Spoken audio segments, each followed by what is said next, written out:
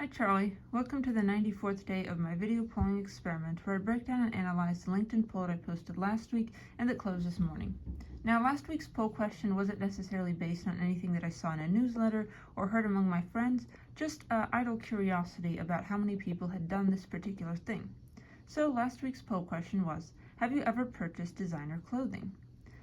There were two answer choices, yes or no. I wanted to make it as clear and unambiguous as possible, and also I'm not sure how you cannot be sure that you've ever purchased designer clothing because those brands really do try to distinguish themselves as designer. They're extremely expensive and they usually have quite recognizable brand names.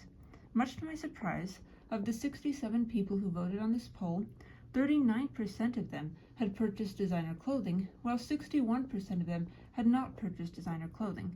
I was a bit disappointed that this poll only got 67 votes, which is somewhat below my average of 80 to 85 votes per poll, but perhaps people just weren't feeling the fashionable mood last week, or I might have posted it on a day when I didn't have as many connection requests to send out to my new connections, because I often send my daily poll as a way to welcome my new connections to the LinkedIn community.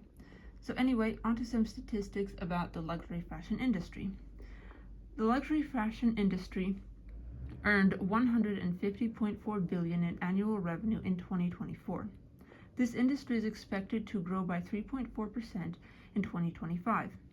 Prada has agreed to buy Versace for $1.38 billion in cash.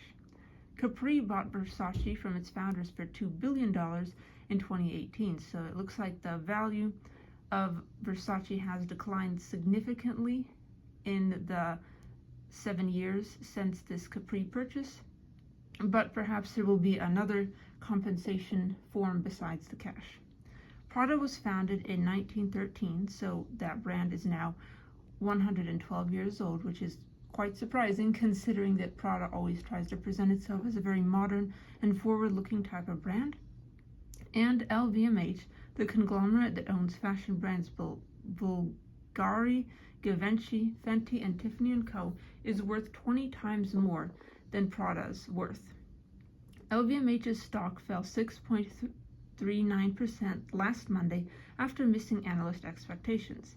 LVMH reported a 3% decline in annual sales versus forecasts for a 2% sales growth that it established and presented last year. Now, I will never claim to be some kind of expert in the fashion industry, but it does look like as the economy and stock market get more volatile and consumer spending power continues to stagnate, it looks like the luxury fashion industry will have an uphill battle in terms of convincing people to cough up so much money for these quite expensive products. Now, Charlie, thank you so much as always for listening to my little spiel about designer clothing. And before I go, I would like to show you this poll as it appears on LinkedIn, just to prove that I'm not making it up. Here is the poll as it appears on LinkedIn. As you can see, it got 67 votes, and the most popular answer choice was no, I have not ever purchased designer clothing. Once again, Charlie, thank you so much for supporting me during this video polling experiment, and stay tuned tomorrow for my 95th video poll analysis. I cannot believe I have been doing this experiment for nearly over 3 months at this point, and I cannot wait to get to 100 days of video polling and beyond. Thank you and have a wonderful day, Charlie.